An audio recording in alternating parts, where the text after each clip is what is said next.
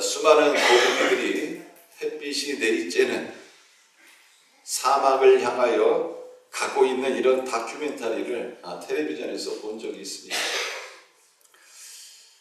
바닷가를 향해 가야 사는데요, 햇빛이 쨍쨍 내리쬐는 사막을 향해서 가고 있습니다. 보니까 이제 죽어서 있는 거북이들, 또 뒤집혀 있는 거북이들, 말라가지고 뼈만 앙상한 이런 거북이들이 곳곳에 이렇게 있었습니다. 그것을 보면서도 계속해서 사막 한가운데로 향하여 나가고 있는 이런 거북이 떼들의 모습을 보면서 참 안타까운 이러한 마음이 들었습니다. 자신들도 이제 머지 않으면 저렇게 죽을 텐데 왜 굳이 바다를 향하여 가지 않고 사막 한가운데를 향하여 가고 있는가, 좀 말해주고 싶었습니다. 자, 그러면 왜 이 거북이들이 이렇게 방향 감각을 상실한 채 바다를 향하지 못하고 사막 한가운데를 향하여 가고 있었느냐 하는 것입니다. 태평양의 어느 무인도 섬에서 핵실험이 있었는데 이 실험 이후에 이 거북이들이 방사능에 오염이 돼가지고 방향 감각을 잃어버리고 만 것입니다. 그래서 이들이 이 바닷가에서 나와서 알을 낳고 이제 바다를 향해 가야 되는데 그렇지 못하고 계속해서 사막을 향하여 가고 있었던 것입니다. 참 안타까운 그러한 다큐멘터리였습니다. 자, 이것을 보면서 이런 깨달음이 왔습니다. 우리 인생도 내가 지금 무엇을 하고 있느냐가 중요한 것이 아니라 어떤 방향을 향해서 가고 있느냐 하는 이것이 중요하다는 것입니다. 열심보다는 방향이 더 중요하다는 것입니다. 여러분, 내가 아무리 열심히 산다 할지라도 방향이 잘못되어지면 내가 쏟는 그 모든 열심, 수고가 다 헛되기 때문에 그렇습니다. 오늘날 우리가 사는 이 세상은 많은 사람들이 정말 열심히 성실하게 살아가고 있습니다. 자, 그러나 방향이 잘못된 사람들이 너무나 많다는 것입니다. 잘못된 방향을 향해서 열심히 나아가고 있다는 것입니다. 여러분, 그 결과는 어떻게 되는 겁니까? 결국은 망하는 길이요, 죽는 길이라는 것입니다. 그리스의 수학자이자 철학자인 피타고라스가 사람을 세 부류로 나누었습니다. 첫째는 지식을 추구하는 자들, 둘째는 명예를 추구하는 자들, 세 번째는 소득을 추구하는 자들이라 이렇게 이야기를 했습니다. 근데 여기에 빠진 것이 있습니다. 뭐가 빠졌느냐? 아무것도 추구하지 않는 사람도 있고요, 또 예수를 추구하지 않는 자들도 있다는 것입니다. 자, 우리가 인생을 살아가면서 예수님께로 방향을 돌려야 한다는 것입니다. 예수님을 찾고 예수님께로 방향을 돌리는 것, 이것이 얼마나 중요한 것인가를 성경은 우리들에게 보여주고 있습니다. 오늘 이 시간 하나님의 말씀을 들을 때 내 인생의 방향이 올바로 가고 있는지 다시 한번 점검하는 그런 시간이 되시기를 바랍니다. 만약에 지금까지 살아왔던 내 인생이 예수를 향한 방향이 아니고 세상을 향한 방향이었다면 이 시간 다시 한번 결단하고 예수님을 향하여 방향을 틀 수 있는 그런 모든 성도님들 되시기를 주님의 이름으로 축원합니다. 자, 오늘 읽은 이 본문 말씀을 보면 인생의 절망적인 고난 앞에서 예수님께로 방향을 전환함으로 놀라운 능력과 기적을 체험한 이런 한 사람이 나오고 있습니다. 오늘 말씀을 들을 때 성령께서 우리 안에 역사하셔서 예수님께로 방향을 전환할 수 있는 모든 성도님들 되시기를 주님의 이름으로 축원합니다. 자, 첫 번째로 고난을 만났을 때는 내 인생의 방향을 예수께로 전환해야 한다는 것입니다. 자, 예수님께서 이제 산에서 내려오시는데 수많은 무리들이 따라왔다, 이렇게 성경은 말씀하고 있습니다. 이때에 한 나병 환자가 예수님께 나옵니다. 그리고 예수님 앞에서 절을 합니다. 이런 엄청난 사건입니다. 자, 이 나병이 어떤 병입니까? 우리가 알고 있는 문둥병이에요. 여러분, 이 문둥병에 걸리면 어떤 일이 일어나느냐? 이 문둥병 걸린 사람들 보면 살이요, 이렇게 떨어져 나가도 아프질 않아요. 못 느끼는 거예요. 감각이 죽어가지고 느끼지를 못합니다. 이 문둥병은 또 어떤 병이냐? 여러분, 전염병이에요. 그러니까 이 문둥병에 걸렸다, 나병에 걸렸다 그러면 옛날에는 뭐라고 얘기를 했어요? 하늘의 저주를 받아서 걸렸다, 천병이다, 이렇게 얘기를 했습니다. 그래서 이 나병에 걸리면 가족들과 같이 살 수가 없어요. 어떤 무리 안에 들어갈 수가 없습니다. 공동체 생활을 할 수가 없습니다. 그러니까 격리가 되어줘야 됩니다. 여러분, 사람이 자기 가족과 떨어져서 산다는 것, 그것도 강요되어져서 떨어져야 산다는 것, 또 내가 살던 이 공동체 안에서 함께하지 못한다는 것, 여러분, 이것만큼 힘든 게 어디 있습니까? 요즘 텔레비전 보면은 가끔 가다가 돌아가신 분들 중에서 고독사 이런 분들 있잖아요. 여러분, 외로워서 죽는 거예요. 배고파서 죽는 사람도 있지만 지금 우리나라 현실에 보면 뭐 먹지 못해 죽었다 이런 사람은 거의 없어요. 반면에 외로워서 죽는 고독사, 이런 경우는 종종 일어나고 있습니다. 자, 이 나병에 걸리면 격리가 되어져요. 함께 살 수가 없습니다. 그런 이 나병 환자가 지금 누구를 앞에 와 있는 거예요? 예수님 앞에 나와서 그 앞에서 절을 하고 있어요. 예수님만 계신 게 아니에요. 제자들도 있고 수많은 무리들이 예수님을 따르고 있다. 성경은 이렇게 말씀하고 있습니다. 여러분, 나병 환자는요, 사람들 모인 곳에 갈 수도 없습니다. 괜히 그랬다간 돌에 맞아 죽습니다. 그럼에도 불구하고 나병 환자가 예수님 앞에 나와서 엎드려서 절을 했다, 이렇게 말씀하고 있습니다. 그 주변에 있는 사람들이 그 모습을 보고 어떤 생각을 했을까요? 분노했을 것입니다. 저 미친놈 아니야? 문둥병이 걸렸는데 지금 이렇게 많은 사람들이 모여있는 곳에 와 있어. 좀 미친 거 아니야? 사람들 안에요, 분노가 일어나요. 왜 그렇습니까? 이 문둥병은 전염병이에요. 근데 이 문둥병에 걸린 사람이 지금 수많은 사람이 있는 그곳에 와 있는 겁니다. 그 나병 환자를 바라보고 있는 그 사람들의 마음속에는 연민, 동정, 이게 아니죠. 그 안에는 어떤 마음이 있었겠습니까? 분노가 치밀었을 거예요. 어떻게 저럴 수가 있지? 이러다가 여기 있는 사람들 다 전염병 돌면 어떡하지? 자기들만 생각하는 거예요. 그런 분노가 그들 가운데 있었다는 것입니다. 하나님이 이스라엘 백성들에게 주신 율법에도 보면요, 나병 환자와 접촉한 자를 부정한 자라, 이렇게 말씀하고 있습니다. 그런데 지금 나병 환자가 이런 행동을 하고 있는 거예요. 여러분, 나병 환자가 왜 이런 일을 하고 있습니까? 마지막 인생의 절망 속에서 어떻게 보면 이 벼랑 끝에 서 있는 자신의 모습 아닙니까? 이 절벽 끝에 서 있는 그 자신의 그 모습을 본인은 잘 알고 있는 거예요. 지금까지 나병 환자도 율법에 따라서 생활해 왔습니다. 가족과 격리되고 사람들과 격리되고 공동체 안에서 격리되고 사람들이 있으면 피해 다니고 사람이 있는 곳엔 가지 않고 이렇게 살아왔습니다. 아마 이렇게 살아야 되는 것이 자신의 팔자라고 생각을 했을 것입니다. 이게 나에게 주어진 운명이다. 나는 이렇게 살 수밖에 없어. 그러니까 여기에 적응하면서 살자. 아마 이렇게 생각했을 것입니다. 그런데 이 나병 환자의 사고에 전환이 발생하게 됩니다. 내가 언제까지 이렇게 살아야 되는가? 나도 좀 인간답게 살고 싶다.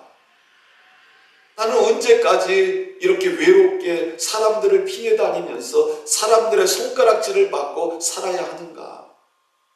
나도 좀 인간답게 사람답게 살다가 죽자. 아마 이런 생각을 하게 된 것입니다. 그래서 결단한 것입니다. 문둥병에 걸려서 죽으나 사람들에게 돌에 맞아 죽으나 어차피 죽는 것은 마찬가지다. 이왕 죽는 것 예수님께 가자. 그리고 예수님 앞에 나왔던 것입니다. 죽으면 죽으리라는 이런 결단을 한 것입니다. 여러분, 그 결단이 지금 예수님 앞에 나와 있게 만든 것입니다. 그리고 예수님께 나와서 절을 하게 만든 것입니다. 이 나병 환자의 이러한 단호한 결단과 행동을 통해서 이제 인생의 방향이 전환되는 이런 일이 일어나게 되어진 것입니다. 여러분, 오늘날 우리들에게 필요한 것이 뭐냐? 이 나병 환자와 같은 이런 자세가 필요하다는 것입니다. 여러분, 인생을 살다 보면 크고 작은 많은 일들이 생깁니다. 뭐 물질 문제, 사랑과의 문제, 또 질병의 문제, 여러 가지 이런 문제들이 나에게 닥칩니다. 시간이 지나면 해결되겠지. 내가 이 문제들을 해결할 수 없으니까 뭐 어떻게 되겠지. 혹시 나를 도와줄 수 있는 사람이 주변에 없나? 주변을 두리번거리기도 합니다. 또는 자신의 힘으로 어떻게든지 한번 해결해 보려고 애를 쓰기도 합니다. 여러분, 혹시 우리들도 이렇게 인생을 살아왔다면 이제는 인생의 전환을 가져야 되는 것입니다. 그 인생의 전환이 뭐냐? 바로 예수 그리스도께로 방향을 틀어야 한다는 것입니다. 포기와 절망으로 향하던 내 인생의 방향을, 또 슬픔과 아픔 속에 이것이 나에게 주어진 운명이구나, 이렇게 생각했던 이런 생각들을 버리고 이제는 예수께로 방향을 전환해야 한다 하는 것입니다. 자, 그러기 위해서는 무엇이 필요하느냐?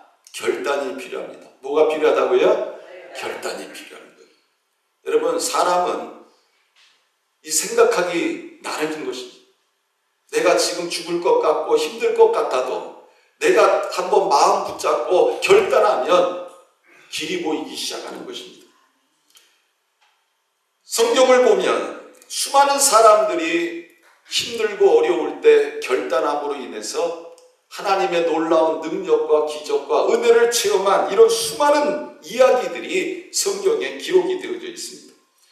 여러분, 에스더도 우리가 잘 알고 있는 것처럼 죽으면 죽으리라 이 신앙으로 결단하지 않았습니다. 그 모든 유대인들이 죽게 되어질 때에 여러분, 에스더도 나도 하나님 앞에 결단한다 하면서 내가 죽으면 죽으리라.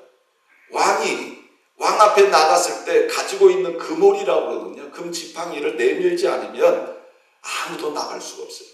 그런데 에스더가 한 달 동안 왕에게 부름받지 못했습니다. 그럼에도 불구하고 이 유대인들이 다 죽게 되어지는 그 상황 속에서 이제 기도해달라고 부탁하고 어떡합니까? 죽으면 죽으리라 하고 왕 앞에 나간 거예요. 여러분, 이런 결단이 우리에게 필요하다는 것입니다. 또 다니엘도 여러분, 한 달 동안만 기도하지 않으면 아무 일 일어나지 않아요. 그럼에도 불구하고 죽으면 죽으리라는 믿음을 가지고 하나님 앞에 기도하지 않습니까? 그 결과 하나님께서 다니엘을 높여주시고 다니엘과 함께 하셨던 것입니다. 또 우리가 알고 있는 이 다니엘 세 친구도요, 왕이 이제 신상을 세워놓고 신성하게 절하라 그랬더니 이때 다니엘 세 친구가 뭐라고 합니까? 우리는 왕이 세워놓은 이 신상에 절하지 않겠습니다. 너 절하지 않으면 저 풀무불에다가 던질 것이다. 우리는 그래움에도 불구하고 절하지 않을 것입니다. 하나님께서 우리를 구원하실 것입니다.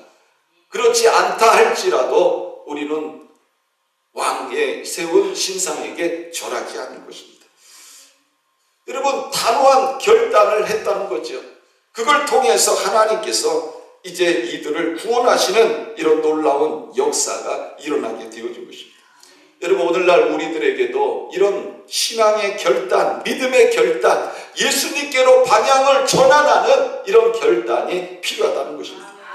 자, 나병 환자가 예수님께 나올 때에 주변의 사람들이 돌을 들어서 나병 환자에게 던져도요, 이것은 잘못된 게 아니에요. 돌에 맞아 죽을 짓을 지금 나병 환자가 하고 있는 것입니다. 여러분, 나병 환자가 얼마나 두려웠을까요? 안 그렇겠습니까? 여러분, 사람의 생명은 하나예요. 나병 환자도 하나고 우리도 하나입니다. 암에 걸린 사람도 여러분 생명은 하나입니다. 그가 예수님 앞에 나올 때에 그런 두려움이 없었겠습니까? 아닙니다. 그럼에도 불구하고 어떻게 한 거예요? 결단했다는 것입니다. 제가 어렸을 때 교회에서 배운 노래가 있습니다. 찬송가 565장인데 여러분, 우리가 다 예수님 앞에서 뭐예요? 아이 아닙니다. 근데 그 예수님이 우리를 부르셨어요. 그래서 우리가 예수님 앞에 가면 어떻게 되는 거예요? 기쁜 일이 일어나는 거예요. 그러니까 내가 지금 어떤 문제가 있든지 질병에 걸렸든지 어떤 고난 앞에 있든지 내가 예수님 앞에 가면 기쁜 일이 일어나는 거예요. 걱정, 근심, 걱정 없고 정말 주님께서 우리 가운데 놀라운 은혜를 베풀어 주시는 거예요. 그래서 우리가 인생을 살아가면서 어떤 문제가 있든지 질병에 걸렸든지 뭐 암이 걸렸든지 여러분 내 심장에서 물이 나오든지 결핵에 걸렸든지 아니면 뭐 물질 문제가 있든지 여러분 내가 주님 앞에 나가면 여러분 어떤 일이 일어나는 거예요? 따라해보세요. 좋은 일이 일어나는 줄 믿으시길 바랍니다. 아멘? 여러분 좋은 일이 일어나는 거예요. 하나님이 나를 기쁘게 하시는 거예요.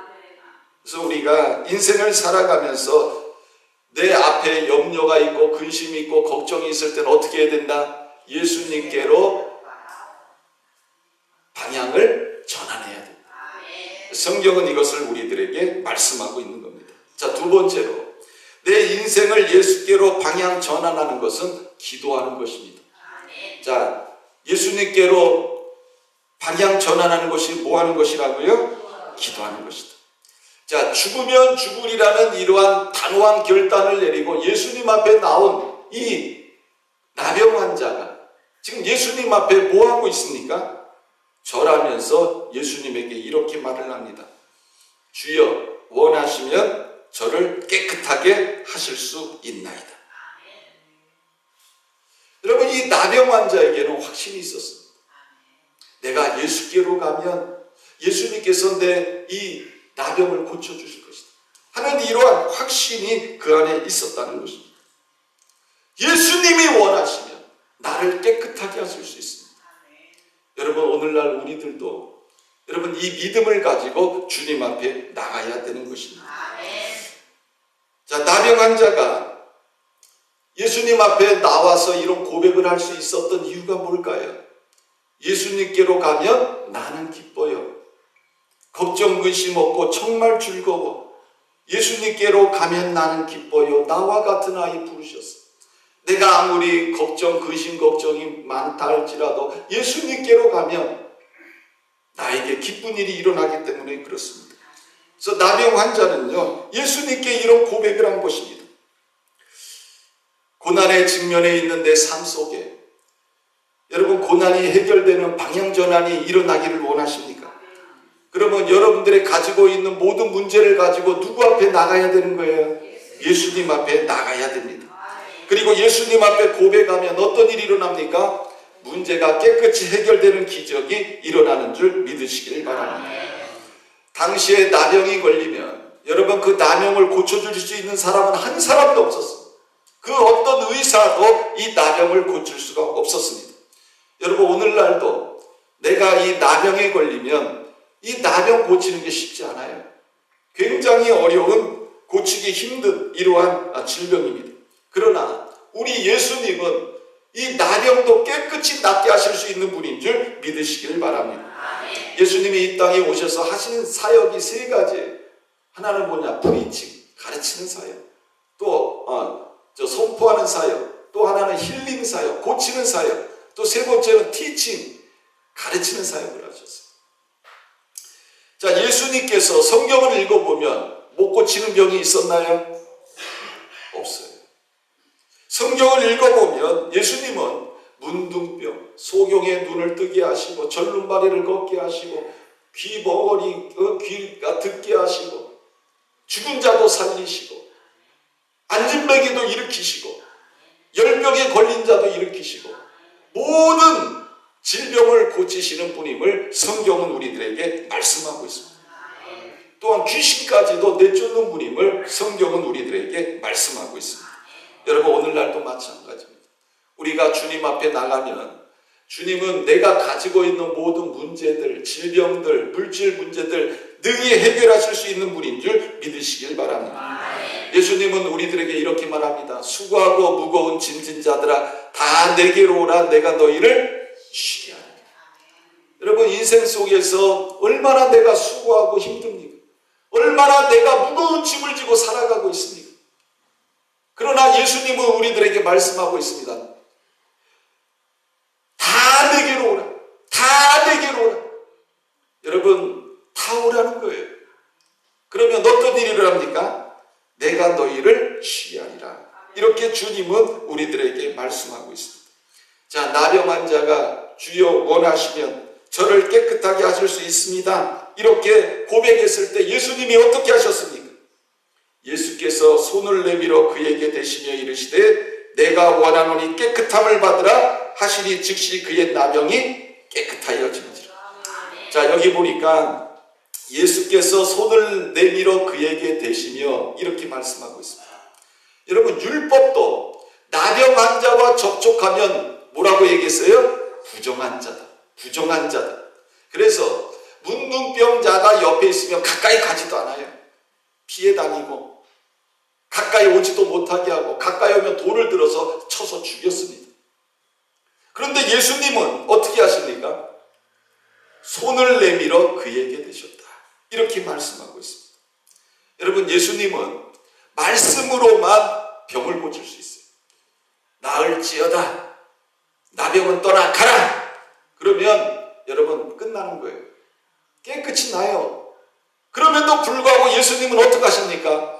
손을 나병 환자에게 대시면서 고쳐주세요. 여러분, 우리는 예수님의 이런 모습 속에서 무엇을 발견할 수 있습니까? 예수님이 긍휼이 많으시고 사랑이 많으신 분임을 우리는 볼 수가 있습니다. 예수님은요, 내가 힘들고 어렵고 고난 가운데 있을 때 내가 예수님께로 나아가면 예수님은 나를 어떻게 맞아주세요? 주님의 손으로 나를 품어주시는 줄 믿으시길 바랍니다. 예수님의 손이 보이진 않지만 여러분, 우리가 성경을 읽어보면 예수께서 손을 내밀어 그에게 대시며 내가 어떤 상황에 놓여 있든지 주님께 나가면 주님은 나에게 손을 내밀어 주시고 나를 감싸 주시는 분인 줄 믿으시길 바랍니다. 자, 예수님은 누구를 긍휼히 여겨주십니까? 예수님은 누구를 불쌍히 여겨주십니까? 바로 주님 앞에 기도하는 자를 불쌍히 여기시는 줄 믿으시길 바랍니다. 예수님이 손을 내밀어 그에게 대시며 이렇게 말씀합니다. 내가 원하노니 깨끗함을 받으라. 자, 그러자 어떤 일이 일어났습니까? 즉시 그의 나병이 깨끗하여졌다. 이렇게 말씀하고 있습니다. 주님이 말씀하시자 여러분, 그 나병 환자의 온몸에 퍼져 있던 나병이 깨끗이 사라지는 놀라운 기적이 일어나게 되어진 것입니다. 여러분, 왜 우리가 주님께 기도해야 됩니까? 우리가 기도하면 어떤 일이 일어납니까? 주님이 우리 가운데 문제를 해결해 주는 줄 믿으시길 바랍니다. 자, 세 번째로 예수님께로 방향을 바꾼 사람은 끝까지 예수님의 말씀에 순종해야 합니다. 자, 나병 환자가 주님 앞에 간구할 때 고침을 받았어요. 즉시로 나병이 떠나가고 몸이 회복되었습니다. 여러분, 이것을 누가 제일 잘할까요? 본인이 제일 잘 알아. 여러분들이 몸이 아프면 누가 제일 잘 알아요? 옆에 있는 남편이 알아요? 옆에 있는 자식들이 알아요? 교회에 있는 목사님이 알아요? 몸이 아프면 누가 제일 잘 알아요? 내가 알아요. 그러면 내가 몸이 건강해진 거는 누가 제일 잘 알아요? 내가 제일 잘 아는 거예요. 이 나병 환자가 예수님의 말씀이 끝나자마자 자기 몸 안에 있던 이 나병이 깨끗이 치유된 것을 깨달았어요. 여러분 얼마나 감사하겠습니까? 진짜 항공무지지 하지지 오지지 한 거죠. 너무너무 감사한 거죠. 예? 자, 그러면 이제 내가 고침을 받았으니까 이제 끝났다. 주님 감사합니다. 그리고 휙 가버리면 자, 여러분 어떻게 되겠어요? 뭔가 좀 이상하지 않아요? 예수님 앞에 나왔는데 예수님이 고쳐줬어. 그래서 깨끗함을 받았어. 아, 이제 감사합니다 하고 휙 가버렸어. 그러면 끝나나요? 오늘 읽은 성경 말씀에 보면 그렇지 않아요. 주님께로 방향을 전환한 사람은 여러분 여기서 끝나면 안 돼요. 끝까지 뭐에 순종해야 된다고요? 주님의 말씀에 순종해야 된다. 여러분 예수님께서 뭐라고 말씀합니까? 우리 4절 말씀 같이 한번 읽어볼까요? 자, 시작. 예수께서 이르시되 삼가 아무에게도 이르지 말고 다만 가서 제사장에게 내 몸을 보이고 모세가 명한 예물을 드려 그들에게 입증하라 하시니라. 자, 이 레위기 14장 말씀을 보면요, 나병 환자가 정결하게 되는 규례가 기록이 되어져 있습니다. 자, 이 나병이 나았다고 선포하는 사람은 누구예요? 제사장이요. 제사장이 나병이 나았다고 선포를 해야 낫는 거예요. 여러분 이거 하셔야 돼요. 자, 지금 예수님께서 나병 환자를 고쳐주셨어요. 이 나병 환자는 이렇게 생각할 수 있어요. 야, 예수님이 내 병을 고쳐주셔서 끝났어. 이럴 수 있어요. 그런데 여러분 성경은 뭐라고 말씀하고 있냐면 제사장이 나병이 나았다고 선언해야 끝나는 거예요. 우리가 신앙생활하면서 아, 예수님이 내 문제를 해결해 줬는데 끝났어. 우리 이렇게 생각하기 쉬워요. 예수님이 내 나병을 낫게 하셨기 때문에 제사장보다 높으신 분이 예수님이니까 다 된 거 아니냐? 우리 이렇게 생각하기 쉽습니다. 그런데 예수님은 그렇게 말씀하시잖아요. 율법에 기록되어진 나병 환자의 정결 규례에 따라서 제사장에게 가서 내 몸을 보이고 모세가 명한 예물을 드려 그들에게 입증하라, 이렇게 말씀하고 있습니다. 여러분 예수님도 뭘 따르라는 거예요? 율법을 따라서 하라는 것입니다. 기록되어진 하나님의 말씀에 따라서 정결의식을 행하라는 것입니다. 여러분 이 나병에서 회복된 자는 두 차례에 걸쳐서 정결의식을 거쳐야 했습니다. 먼저 진 밖에서 7일 동안 정결의식이 행해졌는데 이는 병이 나았다는 상징성을 갖고 있습니다. 또 7일이 지난 다음 날 제사장은 번제단에서 속건제, 속제제, 번제, 소제를 차례로 드렸습니다. 이는 모든 권리가 회복되어졌다는 상징성을 갖습니다. 자, 예수님은 나병 환자를 고쳐주셨을 때 이 절차를 밟을 것을 말씀하고 있습니다. 그래서 제사장이 완치가 되었다 해야 끝났다는 것입니다. 그리고 이제 가족에게로, 공동체로 돌아갈 수 있음을 예수님은 말씀하고 있는 것입니다. 이처럼 예수님께 방향을 돌린 사람은 끝까지 주님이 정하신 법도에 순종해야 함을 성경은 우리들에게 말씀하고 있습니다. 이것이 예수님께 방향을 전환한 자의 삶임을 성경은 우리들에게 말씀하고 있는 것입니다. 이제 결론을 맺습니다.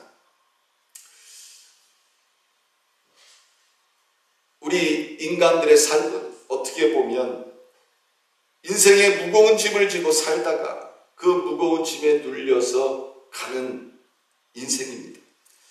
수많은 사람들이 자신에게 지어진 무거운 짐을 해결하려고 얼마나 애쓰고 수고하고 노력하는지 모릅니다. 그럴수록 속에 나의 부족함, 한계, 연약함을 느끼게 됩니다. 이제는 이렇게 살던 내 삶의 방향을 전환해야 되는 것입니다.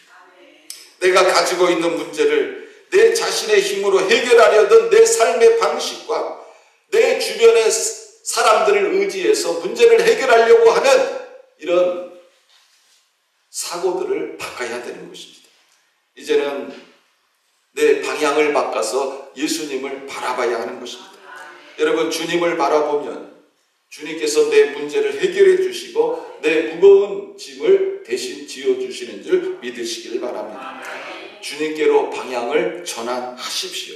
그리고 주님을 바라보십시오. 향방 없는 사람처럼 사방팔방 바라보며 뛰어다니지 말고 이제는 주님 바라보며 달려감으로 인해서 주님께서 우리를 위하여 행하시는 놀라운 능력과 기적을 체험하는 그런 모든 성도님들 되시기를 주님의 이름으로 축원합니다. 자, 기도하겠습니다. 사랑과 은혜가 풍성하신 하나님 아버지, 고맙고 감사합니다. 우리가 지금까지 살아오면서 주님 바라보지 못하고 내 자신 의지하고 내 주변 바라보면서 살아오지는 않았는지요? 또는 방향 없이 두리번거리며 살아오지는 않았는지요? 하나님, 이 시간 내 자신을 다시 한번 살펴보게 하시고 이제는 예수님께로 방향을 전환함으로 살아계신 주님의 능력을 체험하여 내 인생 속에서 내가 직면한 모든 문제들을 해결할 수 있는 하나님의 자녀들 되게 하여 주옵소서. 감사드리며 살아계신 예수님의 이름으로 기도드렸습니다. 아멘.